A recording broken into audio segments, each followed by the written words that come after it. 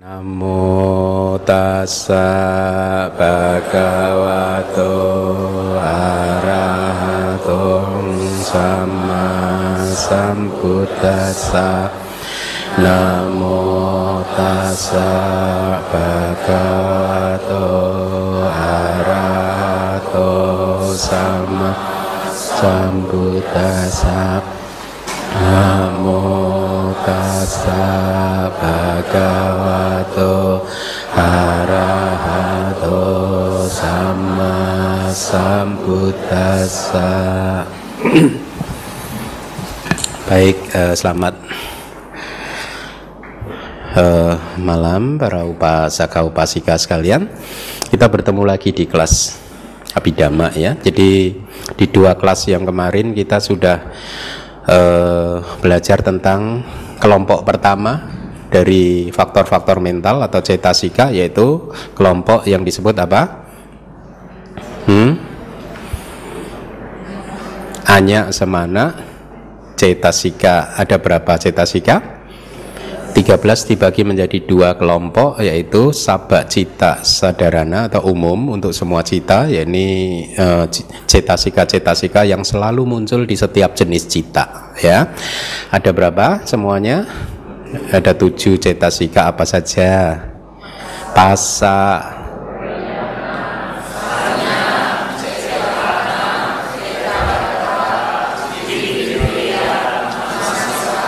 bagus ya. Jadi ketujuh itu adalah cetasika yang selalu muncul di semua jenis cita. Dia merupakan faktor yang membentuk proses kognisi, faktor utamanya ya, kognisi untuk mengenali objek.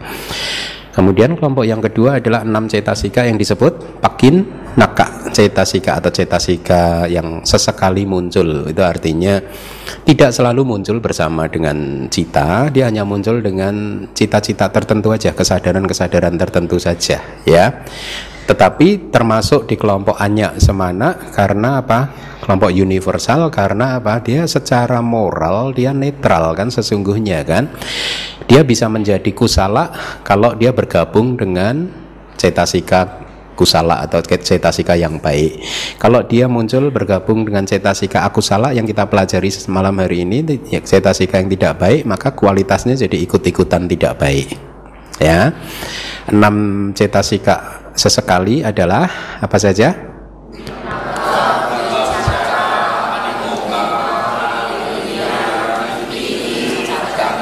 Bagus, jadi ada 13. Nah, malam hari ini kita akan mempelajari kelompok yang berikutnya, yaitu yang disebut akusala cetasika ya. Jadi ini adalah faktor-faktor mental yang tidak baik ya. Kalau kita berbicara tentang kama buruk, maka kama buruk ini sesungguhnya ya karena keterlibatan dari 14 akusala cetasika ya, satu atau bahkan beberapa dari kelompok-kelompok akusala cetasika. Mari kita lihat apa yang dikatakan oleh kitab Abhidhamma Sanggaha. Silahkan dibaca nomor 1.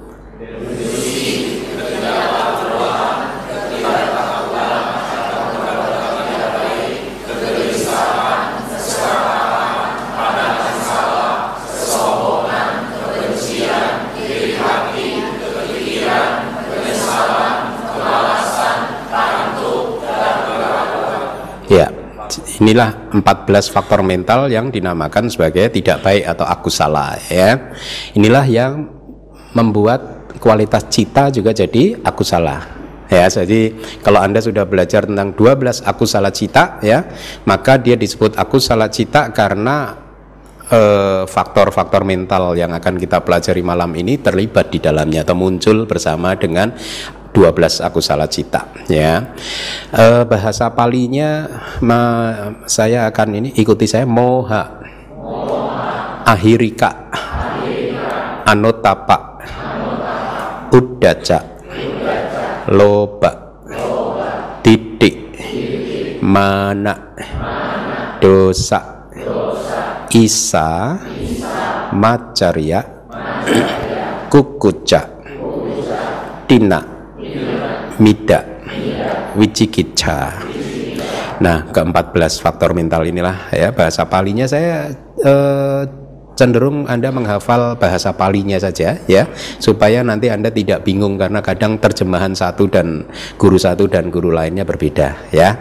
Jadi dari ke-14 cetasika ini akan dibagi menjadi beberapa kelompok. Anda sudah mengenal 3 akar yang tidak baik kan, tiga akar kejahatan apa saja? Loba, dosa, moha. Nah, di dalam 14 ini pun ada loba, dosa, moha, tetapi posisinya agak berbeda. Jadi dimulai dari moha dulu, karena ini yang paling akar dari samsara, akar dari kama, yang sulit sekali untuk dilepas, dilenyapkan. Kemudian yang kedua adalah akar samsaranya adalah loba atau tanha sih sebenarnya ya. Jadi kelompok moha, kelompok loba, kelompok dosa, ini ada semua. Jadi dalam 14 cetasika ini dibagi menjadi 4 kelompok ya. Yang pertama adalah moha catuka atau kelompok 4 yang diawali oleh moha nanti ya. Jadi moha, ahirika, anotapa, udaca. Kemudian yang kedua adalah kelompok loba ya, atau loba tri itu biasanya disebut. Artinya kelompok 3 yang diawali dengan loba, yaitu loba, titik, mana. Kemudian ada lagi dosa catuka atau kelompok 4 yang dimulai dengan dosa, yaitu dosa, isa, macarya, kukuca. Kemudian kelompok yang terakhir adalah 3 kelompok yang terakhir disebutnya gitu, yaitu tina, mida, dan wicikicca. Nah, tidak sulit sebenarnya untuk menghafal ya. Jadi Anda pahami dari 14 cetasika dibagi menjadi 4 kelompok. Apa saja tadi? Moha catuka atau kelompok 4 yang diawali dengan moha. Kemudian loba tri, kelompok 3 yang dimulai dengan loba. Kemudian dosa catuka atau kelompok 4 yang diawali dengan dosa. Dan kemudian 3 kelompok yang terakhir yaitu tina, mida, wicikicca ya. Kelompok yang pertama yang disebut moha catuka ya adalah juga disebut sebagai bahasa Palinya sabba akusala sadarana. Jadi muncul bersama dengan semua akusala cita, itu maksudnya. Jadi kalau Anda sudah belajar tentang 12 akusala cita, dari setiap citanya itu ada moha 4, moha catuka, moha kelompok 4 ini, kelompok 4 yang dimulai atau diawali dengan moha ya. Jadi dia muncul bersama dengan 12 akusala, selalu ada akusala cita. Nah, kelompok loba dan kelompok dosa tidak seperti itu. Kelompok loba itu hanya muncul bersama dengan loba mula cita. Kelompok dosa hanya muncul dengan dosa mula cita. Nah, Anda hafalkan kelompok-kelompoknya ya. Jadi kalau misalkan kelompok loba, dia muncul biasanya di berapa jenis cita? 8 jenis kan, 8 loba mula cita. Nah, Anda lihat kelompok loba cetasika itu apa saja? Didik dan mana kan ya. Berarti kalau pandangan salah muncul, didik ini sedang muncul, maka ini sebenarnya yang membuat akhirnya cita tersebut diberi nama somanasasa gatang didik gata sampayutang kan gitu ya, terkait dengan pandangan salah. Nah, itu artinya didik cetasika itu muncul ya. Kelompok loba yang lain, yang ketiga apa? Kesombongan. Kesombongan itu munculnya di somanasa sagatang atau upk sagatang ya, didik gata wip payutang, tidak terkait dengan didik. Jadi pandangan salah dan kesombongan tidak bisa muncul bersama-sama, tidak bisa ya. Jadi pandangan salah muncul bersama dengan cita yang berkaitan dengan pandangan salah. Mana kesombongan muncul berkaitan dengan cita yang tidak terkait dengan pandangan salah. Tetapi mana ini disebut nanti di bab berikutnya kita akan belajar tentang niyata yogi dan aniyata yogi. Artinya asosiasi yang tetap dan asosiasi yang tidak tetap, yang selalu muncul dan selalu tidak muncul. Artinya mana atau kesombongan itu termasuk yang tidak tetap. Maksudnya tidak selalu Titik gata wipayuta atau tidak selalu kesadaran yang tidak terkait dengan pandangan salah itu selalu ada kesombongannya. Tergantung kasusnya. Kalau seseorang sedang mengambil buah, mencuri buah, meskipun dia tahu bahwa ini adalah perbuatan yang tidak baik, tapi kan tetap saja diambil, ya, maka ya, kesadaran yang muncul adalah yang tidak terkait dengan pandangan salah, tetapi pada saat itu tidak ada kesombongan. Jadi pemahamannya adalah kalau kesombongan itu muncul, dia selalu muncul dengan didik gata wipayuta, tetapi bukan berarti dibalik. Kalau didik gata wipayuta muncul berarti kesombongan muncul, tergantung kasusnya, ya, apa yang membuat kesadaran tersebut muncul. Nah, sama juga dengan dosa catuka, ya, meskipun dalam satu kelompok dosa ada 4 cetasika, tetapi tidak selalu keempatnya muncul bersama-sama, tergantung. Karena kecemburuan itu kan sifatnya atau iri hati itu kan berbeda dengan kekikiran. Jadi isa, maca, riak dan kukuca juga tidak bisa muncul bersama-sama. Ya, itu yang harus Anda pahami. Tetapi moha ahirika anotapa udaca, moha catuka, moha kelompok 4 yang diawali dengan moha selalu muncul bersama-sama. Makanya dia disebut bahasa palinya sabak akusala sadarana, artinya universal, muncul bersama dengan 12 akusala cita, ya. Nah, mari kita pelajari penjelasan dari kitab sub tafsirnya, apa yang disebut dengan moha atau delusi, ya. Seperti biasa, karakteristiknya adalah kebutaan mental atau ketidaktahuan, artinya buta sehingga kita tidak tahu sifat sejati dari nama dan rupa, karakteristik universal dari nama dan rupa, dari batin dan tubuh jasmani atau materi, yaitu apa? Anicca, dukkha, dan anatta. Kalau saat ini kita belum paham, ya, meskipun secara teori kita mengerti bahwa nama dan rupa, batin dan jasmani itu adalah anicca, dukkha, dan anatta, ya, tapi kan kita hanya paham secara teoritis. Pemahaman ini kan tidak mencerahkan kita, ya, karena apa? Masih ada moha di dalam batin kita yang terus-menerus menghalangi realisasi bahwa segala sesuatu itu adalah anicca, dukkha, dan juga anatta. Oleh karena itulah seringkali moha itu diberi perumpamaan seperti katarak. Mata yang mempunyai katarak itu tidak bisa melihat objeknya dengan jelas.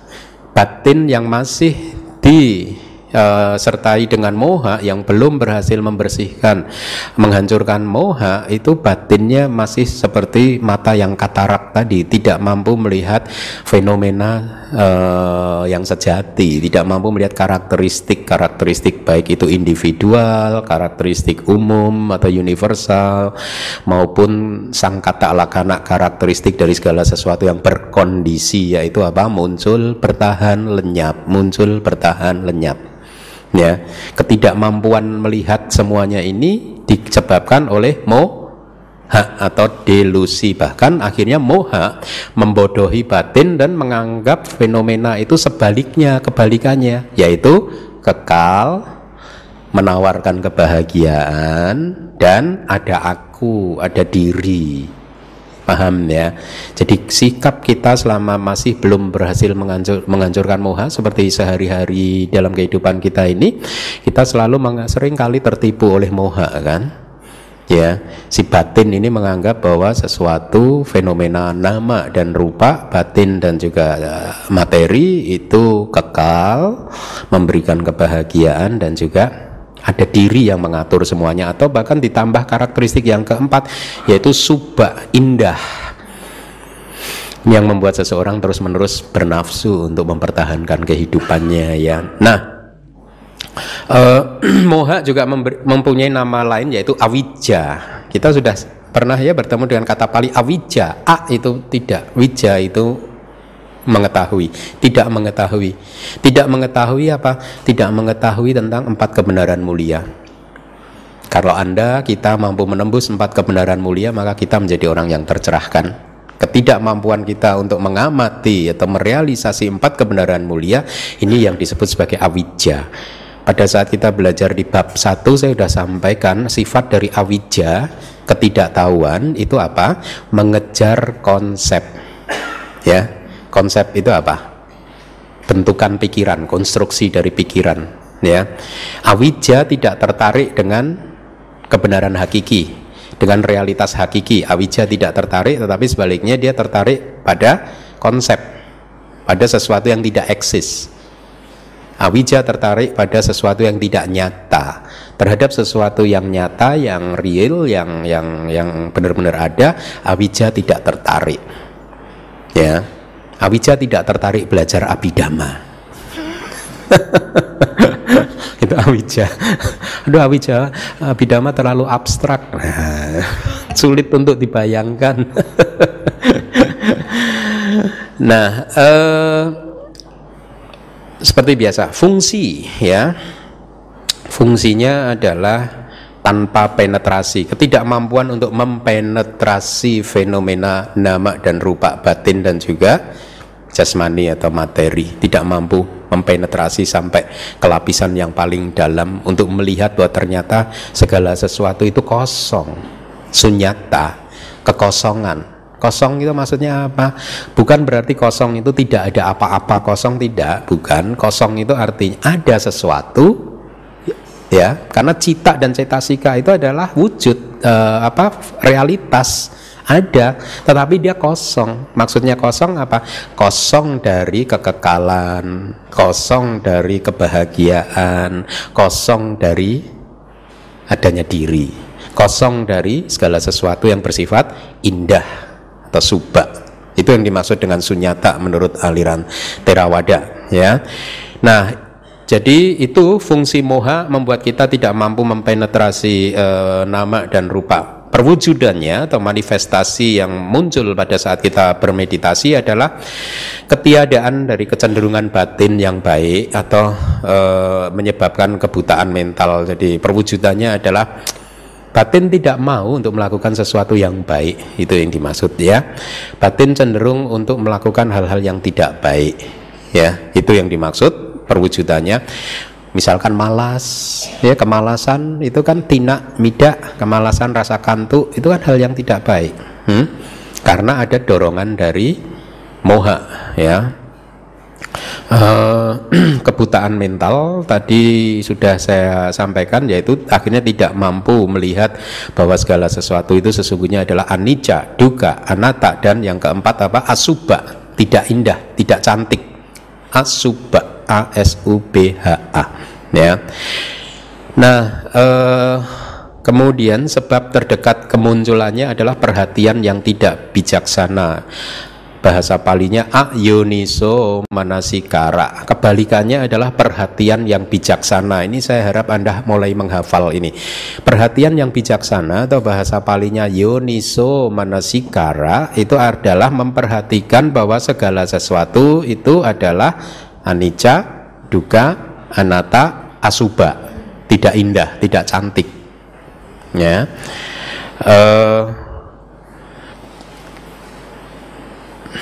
Ya, moha adalah akar dari semua akusala dhamma. Akar dari semua hal yang tidak baik itu akarnya moha. Kalau kita berbicara tentang samsara, ya, tentang perpindahan kehidupan dari satu kehidupan ke kehidupan berikutnya, atau lingkaran tumimbal lahir, lingkaran kelahiran dan kematian, samsara mempunyai dua akar yang membuat kita selalu lahir kembali. Dua akar itu adalah moha dan loba, ya. Tetapi biasanya disebut dengan kata yang lain. Moha diberi nama yang lain avijja, loba diberi nama tanha atau nafsu keinginan. Tapi sesungguhnya kebenaran mulia yang kedua, tanha, itu adalah menurut Abhidhamma adalah loba cetasika. Avijja itu menurut Abhidhamma adalah moha cetasika. Nah, itu adalah moha. Kemudian yang kedua adalah ahirika, ketidakmaluan. Ya, tidak malu untuk melakukan hal-hal yang tidak baik. Karakteristiknya adalah tidak jijik terhadap perilaku yang tidak baik Dan lain-lain artinya, dan lain-lain di sini berarti ucapan yang tidak baik, tidak jijik, pikiran yang tidak baik juga tidak jijik. Maksudnya apa sih? Ya, pada saat Anda melakukan kejahatan, meskipun Anda tahu bahwa itu adalah hal tidak baik, tapi tetap saja dilakukan. Kenapa? Karena ada yang disebut tidak malu ini. Ya, tidak jijik terhadap perbuatan yang buruk atau perbuatan yang tidak baik. Jadi ahirika ini membuat kita, seseorang tidak malu untuk berkata-kata yang tidak baik, bertindak yang tidak baik, berpikir yang tidak baik, ya, yang muncul bersama dengan 12 akusala cita. Nah, di kitab Pugala Panyati itu ada kalimat kira-kira yang mendeskripsikan tentang ahirika atau ketidakmaluan, yaitu tidak malu akan hal-hal yang tidak baik, ya, seperti babi di desa yang tidak merasa jijik pada saat dia memakan kotorannya sendiri, gitu. Ya, jadi pada saat kita sedang memunculkan akusala cita sedang muncul, pada saat itu ada ahirika, nggak jijik kita dengan ucapan yang menyakiti orang lain, dengan perbuatan yang menyakiti orang lain, kita tidak merasa jijik dengan itu. Karena apa? Ada ahirika, ya. Kemudian yang ketiga adalah anotapa, yaitu ketidaktakutan akan perbuatan yang tidak baik, ya. Jadi di kitab yang sama ada kalimat tidak takut terhadap apa yang seseorang seharusnya takut, tidak takut pada kejahatan, itu yang dimaksudkan, ya. Jadi tidak ada rasa takut untuk melakukan kejahatan apapun, tidak ada rasa takut untuk melanggar sila dan lain sebagainya. Diberi contoh itu seperti ngengat. Tahu ngengat nggak Anda? Ngengat yang hangus oleh api. Jadi di dalam kitab komentar itu ngengat itu, ya, dia tertarik dengan api, meskipun api ini membunuh dirinya sendiri, dia tetap saja masuk ke dalam api itu. Ya, jadi tidak takut dia dengan risiko dari perbuatan jahatnya gitu. Jadi ngengat tersebut tertarik dan tidak sadar akan risiko terjun ke api, ya. Demikian pula anotapa, tidak sadar akan risikonya, akhirnya kejahatan pun dilakukan, ya. Jadi ahirika dan anotapa, dua cetasika ini itu bisa menjadi seperti itu, tidak malu dan tidak takut karena apa? Pengaruh moha. Yang pertama tadi, yang membutakan mental, yang tidak melihat bahwa segala sesuatu itu sebenarnya tidak kekal. Kalau di dalam ceramah-ceramah hari Minggu sudah sering saya berikan contoh bahwa kalau seseorang itu paham bahwa segala sesuatu itu tidak kekal, maka dia mempunyai daya tahan yang lebih kuat untuk menerima penderitaan, kesulitan yang muncul di dalam kehidupannya. Seseorang yang putus asa itu adalah mereka yang tidak paham bahwa segala sesuatu itu tidak kekal. Seandainya dia tahu bahwa segala sesuatu itu tidak kekal, maka keputusasaan tidak akan pernah bisa muncul. Dia akan sabar menunggu supaya segala sesuatunya berubah, ya. Jadi karena moha membutakan batin, akhirnya bisa membuat batin tidak malu dan tidak takut untuk melakukan kejahatan, ya. Karakteristiknya dari anotapa adalah ketiadaan rasa takut terhadap perilaku dan ucapan yang tidak baik. Fungsi dari keduanya, ahirika dan anotapa, mempunyai fungsi yang sama, yaitu melakukan perbuatan yang tidak baik. Perwujudannya juga sama, yaitu tidak takut dengan kejahatan, ya. Seperti ngengat tadi, yang meskipun tahu kalau dia masuk ke api dia mati, dia tetap saja masuk ke dalam api tersebut. Sebab terdekat buat ahirika adalah tidak menghargai diri sendiri. Nah, ini agak berbeda sebab terdekatnya. Seseorang yang tidak malu pada saat dia melakukan kejahatan, sesungguhnya dikatakan menurut Abhidhamma dia tidak menghargai dirinya sendiri. Seorang biku yang melanggar sila, meskipun Buddha sudah mengatakan, ya, ada sila banyak sekali, ya, peraturan-peraturan disiplin monastik, tetap saja dilanggar. Maka pada saat itu dia sudah tidak menghargai dirinya sendiri. Sama dengan Anda juga, pada saat Anda misalkan melakukan kejahatan apapun, tidak malu untuk melakukannya, bahkan melakukannya dengan bangga, terang-terangan diceritakan pada temannya, maka pada saat itu tidak ada rasa penghormatan diri terhadap diri sendiri, ya. Itu sebab terdekat kemunculan dari ahirika. Yang berikutnya, sebab terdekat kemunculan dari anotapa adalah tidak menghormati orang lain. Berbeda kan? Ya, tidak takut akan konsekuensi dari perbuatan jahat, ya, mengambil benda milik orang lain, ya, tidak takut kalau dia nanti dihujat, ya, atau tidak, maksud saya tidak takut kalau terhadap risiko-risiko yang muncul yang berkaitan dengan orang lain, ya, dia tidak menghormati harta benda milik orang lain dan lain sebagainya. Kemudian yang keempat yaitu apa? Uddaca atau kegelisahan, karakteristiknya adalah ketidaktenangan. Nah, ini perumpamaan ini Anda ingat-ingat seperti air yang dikocok oleh angin, ya, artinya dibuat bergejolak oleh angin, ya. Air di dalam danau yang tadinya tenang, tetapi karena adanya air yang menghantam permukaan danau, maka air tersebut menjadi bergejolak. Nah, batin pun juga seperti itu. Dia menjadi tidak tenang, dia bergerak ke sini, bergerak ke sana seperti air yang dikocok oleh angin. Fungsinya adalah untuk membuat batin tidak tenang, ya, sulit untuk mencapai samadhi. Seperti angin yang membuat bendera berkibar-kibar, ya. Pada saat kita diminta untuk mengamati objek meditasi kita, batin kita tidak tenang, keluar dari objek, lari ke sini, lari ke sana seperti bendera yang berkibar-kibar. Manifestasinya adalah kegalauan. Kemudian sebab terdekatnya adalah perhatian yang tidak bijaksana terhadap batin yang tenang. Kalau tadi saya mengatakan perhatian yang bijaksana, yoniso manasikara, adalah memperhatikan segala sesuatu dalam konteks apa tadi? Anicca, dukkha, anatta, dan asubha.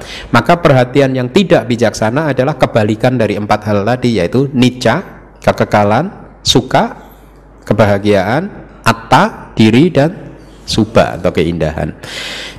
Nah, uddaca ini diberi contoh seperti gundukan abu, ya, dalam satu gundukan, kemudian dihantam oleh batu yang cukup besar sehingga abunya berterbangan, berceceran ke sini dan ke sana. Nah, kira-kira keadaan batin yang sedang gelisah itu seperti itu.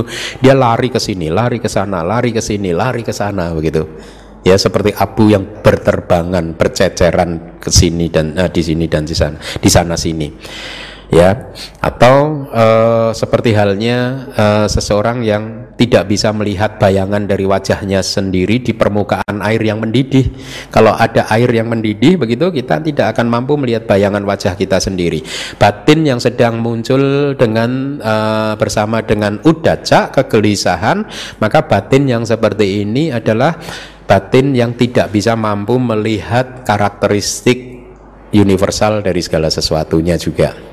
Ya, jadi 4 cetasika ini yang disebut sebagai moha catuka atau kelompok 4 yang dimulai dengan moha, yaitu apa saja? Moha, ahirika, anotapa, uddaca. Bagus. Kita masuk kelompok yang berikutnya, yaitu loba tri atau kelompok 3 yang diawali dengan loba, yaitu atau keserakahan. Keserakahan, tidak pernah puas dengan apa yang ada. Sifat dari keserakahan kan seperti itu, menginginkan sesuatu yang berlebih, yang lain lagi, ya, lebih lagi, sehingga akhirnya apa? Batin lupa menikmati apa yang dia punya, ya, mengejar sesuatu yang tidak ada, akhirnya malah lupa untuk menikmati apa yang sudah ada. Itu sifat kan dari keserakahan. Karakteristiknya adalah mencengkeram objek seperti plester monyet, aramana gahana lakano makata lepovia. Plester monyet. Jadi yang dimaksud itu seperti lem itu, ya, makata lepo, perangkap monyet. Jadi di masa lalu pemburu monyet dia akan membuat seperti lem perekat dari berbagai macam tubuh-tubuhan, dari bahan-bahan alami, ya, dicampur sedemikian rupa sehingga dia seperti lem, lengket gitu. Tetapi di kitab komentar dijelaskan bahwa benda ini kalau terkena sinar matahari dia bisa memunculkan warna-warni yang menarik perhatian monyet, gitu ya. Nah, biasanya pemburu monyet akan menempatkan jebakan monyet ini, plester monyet atau lem untuk menjebak monyet di tempat-tempat tertentu, di pohon, entah di dahan, di ranting dan lain sebagainya. Jadi pada saat terkena sinar matahari, kemudian warna tertentu muncul, si monyet melihat, dia tertarik mendekati kepada benda tersebut, dan dikatakan dia ingin memegang dengan tangan kanan, begitu kepegang nggak bisa ditarik. Kemudian karena dia berusaha untuk melepaskan diri nggak bisa, dia pegang dengan tangan yang kiri untuk melepaskan tangan kanan, terikat lagi, ya, nggak bisa lepas. Akhirnya dia bantu dengan kaki kanan, itu didorong, lengket lagi, nggak bisa, dibantu dengan kaki yang kiri untuk melepaskan diri, semakin menempel lagi. Kemudian yang kelima akhirnya dengan kepalanya, gitu, dahinya, gitu. Akhirnya lima-limanya lengket semua, ya, 2 tangan, 2 kaki, dahi 5. Nah, ini perumpamaan yang diberikan di para guru kitab komentar di masa lalu, bahwa keserakahan ini membuat batin lengket ke 5 objek panca indera, ya, panca kama guna,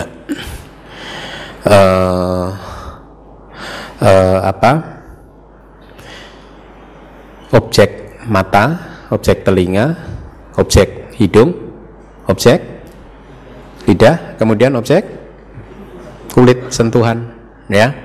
Jadi batin kita melekat kepada 5 objek tersebut. Kalau Anda, ya kita semua lah, kita ini kayak monyet tadi, udah setiap hari 5-5-nya lengket terus ke dalam makata lepak, gitu, plester monyet atau lem yang dipakai untuk menjebak monyet, ya. Fungsinya adalah untuk melekatkan, ini maaf kurang ya, melekatkan seperti daging yang dilempar ke wajan yang panas, ya. Kemudian manifestasinya tidak mau melepaskan.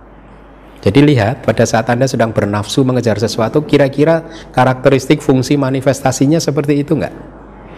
Ya, jadi Anda kontemplasikan terus pengetahuan abhidhamma Anda, ya. Cara terbaik pada saat Anda menderita karena loba, itu cara terbaiknya apa? Lepaskan. Lepaskan, seperti kalau dalam perumpamaan yang pernah saya sampaikan, monyet yang mengambil pisang itu kan, ya, lepaskan sehingga dia bisa keluar. Nah, manifestasi tidak mau melepaskan, sebab terdekatnya adalah karena batin melihat ada kenikmatan di dhamma 5 tadi, yang menurut batin, hati, pikiran kita akan bisa memberikan kebahagiaan, tapi tidak tahu bahwa sesungguhnya itu hanyalah akan menghasilkan kemelekatan atau keterikatan, ya. Nah, kelompok loba ada 3 tadi, apa saja? Loba, titik, mana. Loba mempunyai nama lain, yaitu kadang disebut sebagai tanha atau nafsu keinginan. Nah, tanha, mana, titik, urutannya berbeda, ya. 3 cetasika ini disebut sebagai papanca dhamma. Artinya apa?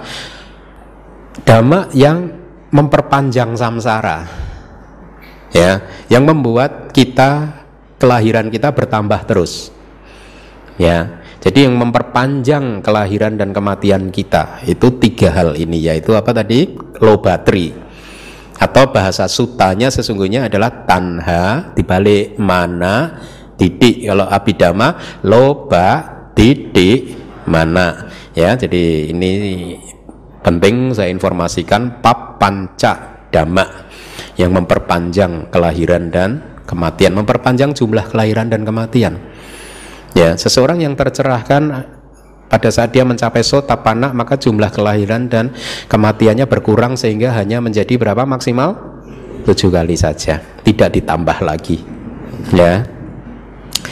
Yang ke-6 cetasikanya adalah titik atau pandangan salah, ya. Kita udah sering membahas pandangan salah di kelas Pariyati Sasana, juga udah disampaikan tentang 62 pandangan salah, ya. Karakteristiknya adalah kecenderungan yang tidak bijaksana. Artinya seperti tadi, tidak bijaksana, jadi menganggap ada yang kekal, bisa memberikan kebahagiaan yang kekal, dan ada aku, ada diri, dan juga menganggap bahwa segala sesuatu di samsara ini indah. Ya, itu perhatian yang tidak bijaksana, kecenderungan yang tidak bijaksana. Fungsinya adalah memutar balik fakta, kira-kira seperti itu. Ya, bahwa sesungguhnya segala sesuatu anicca, dukkha dan anatta, tidak ada aku, tidak ada diri, tetapi pandangan salah menganggap ada diri gitu. Jadi didik kalau di dalam konteks Abhidhamma artinya pandangan salah. Kalau mau lengkapnya sebenarnya ada tambahan satu kata di depannya, yaitu miccha ditti atau pandangan salah. Itu kebalikan dari samma ditti atau pandangan benar, yaitu faktor kedua dari jalan mulia berunsur 8 ya. Tapi di dalam Abhidhamma kalau dikatakan tanpa sama didik, berarti hanya didik saja, berarti kita artikan sebagai pandangan salah ya. Manifestasinya adalah kecenderungan yang salah ya. Sebab terdekat kemunculannya adalah tidak ada hasrat untuk melihat para Arya, para makhluk suci. Tidak ada keinginan untuk melihat mereka yang telah mencapai pencerahan ya. Nah, tadi dikatakan fungsinya memutar balik, jadi seperti yang sudah saya sampaikan, anicca dianggap sebagai nicca, ketidakkekalan dianggap sebagai kekekalan, penderitaan dianggap sebagai kebahagiaan, dan seterusnya. Dikatakan di dalam sutta, Buddha mengatakan bahwa dhamma yang paling merusak itu adalah pandangan salah gitu ya. Tidak ada dhamma yang lebih merusak dari pandangan salah, dikatakan seperti itu. Makanya kalau seseorang mencapai tingkat kesucian sotapanna ya, salah satu yang dihancurkan apa? Didik pandangan salah ini ya. Sehingga seorang sotapanna dari 8 loba mula cita, berapa cita yang sudah hancur? 4, yaitu yang didik kata sampayutta kalau dari loba mula citanya ya. Kalau dari moha mula ada wicikicanya juga hancur ya. Jadi kayak domino efek. Kalau didiknya itu sudah Anda hancurkan, maka kartu domino yang lain, kira-kira kekotoran batin yang lain akan hancur satu persatu seiring dengan berjalannya waktu ya. Ada 3 belenggu sesungguhnya, tidak hanya didik tapi wicikica dan kemelekatan terhadap ritual, upacara dan ritual. Baik, kemudian faktor mental yang ke-7 yang termasuk dalam loba tri adalah mana atau kesombongan. Karakteristiknya adalah meninggikan diri sendiri ya, membayangkan bahwa akulah yang terbaik, sayalah yang terbaik begitu ya. Tapi kalau dalam sutta juga diberikan contoh, kesombongan bisa muncul dalam 3 kategori: menganggap diri sendiri lebih baik atau superior daripada orang lain, menganggap diri sendiri sama dengan orang lain juga bisa menjadi faktor yang memunculkan kesombongan, atau menganggap diri sendiri lebih rendah, inferior dari orang lain, gitu bisa juga memunculkan kesombongan. Artinya apa aja? Jangan pernah Anda berpikir bahwa kesombongan hanya menjadi milik orang-orang yang baik, orang yang merasa dirinya baik, orang yang sukses, orang yang kaya raya. Tidak, kesombongan juga bisa muncul di pengemis, di ya kelas ya, karena dia tahu meskipun dirinya inferior, tapi kesombongan pun masih tetap bisa muncul ya. Di dalam teks disebut ummado wiyadatabba. Jadi kesombongan ini bisa dikatakan sebagai orang gila, seperti orang gila, selalu membandingkan dirinya dengan orang lain. Fungsi dari kesombongan adalah memuji dirinya sendiri, meskipun inferior juga ya. Dia tetap memuji dirinya sendiri, tidak mau belajar dari orang lain yang lebih sukses dari dia. Kemudian manifestasinya adalah hasrat untuk menonjolkan diri, seperti bendera yang berkibar-kibar. Dia menonjolkan dirinya sendiri. Inilah saya gitu. Sayalah yang terbaik gitu, ya. Sayalah yang paling pintar dan lain sebagainya gitu. Jadi kesombongan ini juga merupakan satu dari 10 belenggu yang membelenggu kita di dalam samsara, dan hanya bisa dihancurkan oleh arahata magga. Ya, jadi hanya arahat saja yang sudah tidak mempunyai kesombongan. Berarti Anda aman. Kalau karena sotapana sakadagami, anagami pun masih mempunyai kesombongan. Kita aman, gak hanya Anda, saya juga aman. Jadi masih bisa mencari pembenaran. Sotapana aja sombong kok, masih ada kesombongan, apalagi saya. Tapi tentu saja berbeda ya. Kesombongan sotapana dan kesombongan orang yang belum tercerahkan berbeda ya. Sotapana kesombongannya, benderanya tidak terlalu berkibar-kibar, udah mau berhenti benderanya gitu. Sebab terdekat kemunculan kesombongan adalah keserakahan yang tidak terkait dengan pandangan salah tadi. Pada saat muncul loba mula dari didik gata wip payuta ya, itu yang menjadi sebab kemunculannya. Sekali lagi saya ingatkan, kalau Anda kesulitan mengingat-ingat ya karakteristik, fungsi, manifestasi dan sebab terdekat, jangan khawatir. Cukup Anda ingat-ingat satu aja, yaitu karakteristiknya atau fungsinya, supaya Anda lebih mudah untuk mengenali masing-masing dari faktor-faktor mental tersebut ya. Atau kalau Anda mampu ya karakteristik dan fungsi, sudah cukup untuk membuat Anda mengenali kelereng yang berbeda warna ya. Ya, sekarang kita akan masuk ke kelompok dosa, yaitu ada berapa tadi? Dosa 1K atau kelompok 4 yang diawali dengan dosa. Yang pertama adalah dosa atau kebencian, karakteristiknya adalah keganasan, kasar, seperti ular yang dipukul atau disakiti. Ular itu saya hafal itu perilaku ular karena dulu lama di hutan. Jadi sebenarnya kalau ada ular lewat di depan kita, kalau kita diam saja juga ularnya baik-baik saja kok ya. Tetapi kalau dia diganggu, nah dia nggak ada mundurnya ular itu, bener ya. Salah satu kawan saya di hutan kebetulan umat biasa, katanya dia jago nangkap ular gitu. Pada suatu hari dia nangkap ular gitu, ular lewat di depan wihara, dia tangkap, tapi waktu itu gagal dia menangkapnya, nggak tahu megang kepalanya itu gagal gitu. Akhirnya lepas lagi, apa yang terjadi? Ularnya mengejar loh, nggak ada mundurnya dia. Tetap saja dia nggak lari, itu mau diapakan nggak lari, dikejar sampai akhirnya teman saya itu lari ke pinggir sungai dan terjun ke sungai udah. sampai segitunya. Jadi seperti ular yang dipukul, disakiti, dia tidak akan mundur itu, dia akan ada keganasan di sana. Itu sifat dari kebencian ya. Lihat renungkan pada saat kebencian muncul di hati Anda, bagaimana perilaku atau karakteristik dari hati Anda sangat jahat, betul tidak? Ingin menghancurkan objeknya ya. Menyerang, makanya disebut dusati ya, perilaku batinnya menyerang ya. Kemudian fungsinya adalah menyebar ya, menyebarkan membakar ya, seperti bisa ular yang telah merasuk atau membakar tempatnya bergantung, yaitu hadaya watu, yaitu landasan hati. Kalau Anda sedang marah, kebencian, lihat dada Anda bergetar kencang, terbakar sesungguhnya dia ya.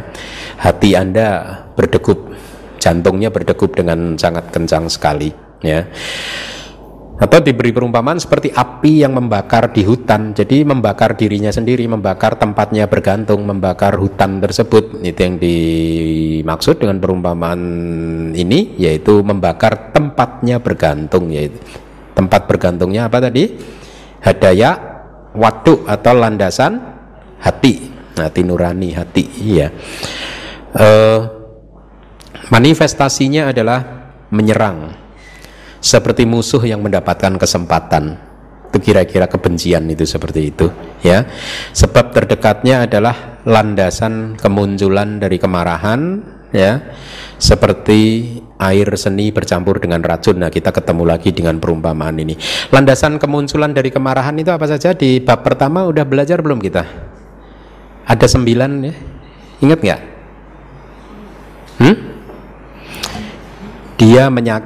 Dia pernah menyakiti saya di masa lalu, dia sedang menyakiti saya saat ini, dia kelihatannya akan menyakiti saya ini ya, di masa, atau entah besok atau di masa depan gitu. Atau dia telah menyakiti sahabat saya di masa lalu dia sedang menyakiti sahabat saya, atau dia kelihatannya akan menyakiti sahabat saya. Nah, maka kemarahan bisa muncul. Ya, 6. Kemudian 3 yang terakhir apa? Dia kayaknya baik terhadap orang yang saya benci. Di masa lalu itu dia sahabatnya musuh saya ini, maka saya harus benci dia juga. Ya, atau dia ini ternyata temenan baik sama orang yang saya nggak suka ya. Akhirnya kebencian terhadap orang tersebut bisa muncul. Kemudian yang ke-9 adalah sepertinya dia baik nih nanti sama orang yang saya benci ini. Nah, ya, jadi 9 landasan kemunculan dari kemarahan, itu sebab terdekatnya. Jadi pada saat bertemu maka seperti air seni bercampur dengan racun, sangat merusak. Ya, itu yang dimaksud. Kemudian cetasika yang ke-9 adalah Isa, iri hati. Karakteristiknya adalah iri hati atau cemburu atas kesuksesan atau kebahagiaan atau kekayaan orang lain. Lihat ya, jadi renungkan terus, amati kualitas batin Anda bagaimana pada saat iri hati itu muncul ya. Kita tidak suka melihat orang lain yang sedang bahagia, tidak suka melihat kesuksesan orang lain ya. Lihat perasaannya apa pada saat kecemburuan ini muncul, iri hati ini muncul. Domanasa, karena ini kelompok dari dosa cita ya, dosa mula cita. Perasaannya tidak nyaman ya. Kemudian fungsinya adalah tidak menyukai kebahagiaan mereka ya. Kita ini kadang ini tidak konsisten. Padahal setiap kali kita mengucapkan doa kan, semoga semua makhluk ditambahin kecuali dia. Sebenarnya kalau kita benar-benar mengharapkan semua makhluk bahagia, pada saat kita melihat ada teman kita bahagia kan harusnya udah beban kita hilang 1 ya. Oh, berarti saya tinggal mendoakan 5 miliar, 6 miliar kurang 1 manusianya. Tapi ada aja pada saat kita melihat orang lain sukses bahagia malah ada kebencian di sana, ada iri hati di sana ya. Manifestasinya membuang muka. Jadi pada saat melihat orang tersebut dia akan membuang mukanya, nggak mau melihat gitu. Kenapa? Nggak tahan. Nggak tahan gitu. Karena ini masuk dalam grup dosa, kebencian, menolak kan, menolak objek kan. Sifat dari dosa kan menolak objeknya, menghancurkan objeknya, kelompok dosa. Kalau sifat dari kelompok loba apa? Mencengkeram, menggenggam objek. Beda kan? Ya, jadi membuang muka gitu. Sebab terdekatnya adalah kesuksesan dari orang lain gitu. Jadi ini adalah Isa. Kemudian yang ini menarik, ini Macarya yang sering keliru dipahami oleh umat Buddha. Kekikiran itu sering seseorang memahaminya sebagai Anda mempunyai katakanlah uang 10.000 dan Anda tidak mau membagi, maka itu disebut kekikiran kan? Betul tidak? Anda punya uang 10.000, kemudian melihat ada pengemis yang membutuhkan uang dan Anda tidak mau berbagi. Nah, ini yang dianggap sebagai kekikiran. Ya, Macarya itu kelompoknya dosa. Ingat, kelompok kebencian. Ada perasaan tidak suka.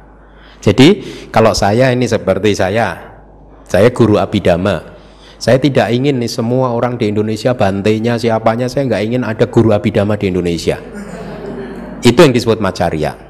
Dhamma Macarya. Saya ingin hanya saya saja yang dikenal sebagai guru abhidhamma di Indonesia. Kenapa? Anda pahami bahwa Macarya termasuk dalam kelompok loba atau dosa? Dosa berarti perasaan yang menyertainya somanasa, upeka atau domanasa? Ya, begitu cara mengaplikasikannya ya. Karakteristiknya adalah menyembunyikan kesuksesan atau kekayaannya, baik yang sudah didapatkan atau hendak didapatkan. Nah, para bisnismen Anda yang suka berbisnis itu, kira-kira wah saya kayaknya mau dapat proyek ini nih. Ya, terus langsung jangan ngomong-ngomong dulu ya, udah. Jangan sampai orang lain tahu ya, kita kejar aja sendirian gitu. Jangan sampai kena orang lain ya. Nah, itu Macarya. Baik yang sudah didapat atau hendak didapat. Fungsi dari macarya adalah tidak ingin membaginya dengan orang lain. Artinya tadi keberuntungannya tidak ingin dibagi dengan orang lain. Saya yang ahli abhidhamma, jangan sampai orang lain juga ahli abhidhamma. Makanya kalau saya ngajar pada Anda, ada yang saya umpetin. Kuncinya saya umpetin, gitu. Saya nggak mau bagi supaya Anda nggak paham abhidhamma seperti saya, gitu. Misalkan seperti itu, ya. Bukan karena tidak mau membaginya, tapi semata-mata karena saya tidak ingin Anda pinter abhidhamma aja. Paham ya? Beda. Manifestasinya adalah menyeringai sangkocana pacupadanang, atau ketakutan untuk berbagi, ya, ketakutan, perasaannya domanasa, ya, bukan somanasa atau upeka. Tokatu kancu kata pacupadanang wa, ya. Jadi sebab terdekatnya adalah kekayaan atau kesuksesan, keberhasilan yang dimiliki oleh dia, ya. Jadi sekali lagi, macarya itu masuk dalam kelompok loba atau kelompok dosa. Berarti sifatnya Anda sudah paham, ya. Ya. Ada, kalau di dalam sutta itu disebutkan ada 5 jenis macarya, ya, yaitu awasa macarya, kekikiran yang berkaitan dengan tempat tinggal atau wihara. Kalau biku, saya ingin wihara saya yang terbesar, saya tidak ingin wihara yang lain sebesar wihara saya. Nah, itu macarya juga, awasa, berkaitan dengan tempat tinggal. Kemudian yang kedua adalah berkaitan dengan kula atau keluarga atau umat. Saya ingin menjadi satu-satunya biku yang mempunyai murid terbanyak. Saya tidak ingin biku lain mempunyai murid sebanyak saya. Saya tidak ingin biku lain mempunyai donatur sebanyak saya. Saya ingin donatur seluruh Indonesia datang ke DBS. Jangan, saya nggak mau datang ke tempat lain. Makanya saya tidak ingin umat-umat pergi ke wihara lain. Biar umat-umat pergi ke sini. Kalau wihara lain penuh umatnya, saya merasa sakitnya tuh di sini. Sifat dari macarya kan sakitnya tuh di sini, gitu. Kula. Kemudian macarya yang berikutnya adalah berkaitan dengan laba, keuntungan. Ya, kalau saya mendapatkan donatur yang baik, yang sangat murah hati, dermawan yang murah hati, ya itu tadi. Saya ingin itu hanya untuk saya saja, jangan sampai yang lain juga menikmati hal yang sama. Kemudian yang berikutnya wana, kerupawanan, ya.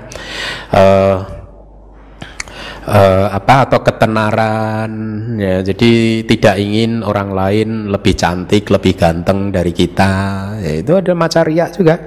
Kemudian yang terakhir dhamma macarya, yaitu yang berkaitan dengan dhamma, ya, tidak mau tidak ingin melihat guru atau biku lain sesukses dirinya sendiri, gitu, ya. Sehingga akhirnya apa? Dia nggak mau mengajar juga. Janganlah, nanti saya mengajar malah pada jadi pinter nanti.